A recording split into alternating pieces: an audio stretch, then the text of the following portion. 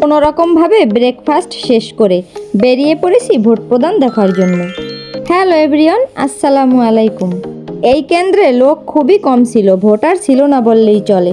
স্কুলে যেহেতু ভোট প্রদান চলতেছে, তাই পাশেই বাচ্চারা ক্রিকেট খেলতেছে। দেন ওইখান থেকে আর একটা ভোট কেন্দ্রে চলে আসছি।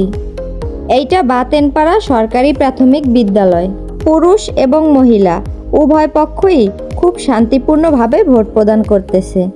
দুপুরের দিকে বাসায় এসে ওই যে আমার ডেইলি রুটিন, রান্নাবান্না শুরু করে দিলাম। নির্বাচনে যে জয়ী হবে হোক, আমার তা নিয়ে এত মাথা ব্যথা নেই। আমি ভালো ভালো রান্নাবান্না করব আর খাওয়া দাওয়া করব। ভাবলাম ভোটের দিন বিকেলবেলা লোকজন খুব কম থাকবে, নিরিবিলি পরিবেশে একটু ঘুরে আসি। বাট আপনারাই দেখেন এইখানের অবস্থা। অনেক তো হাঁটাহাঁটি করলাম, এবার একটু আনারস মাখা খেয়ে নেই। দেখা হবে নতুন সরকারের সাথে। Bye bye.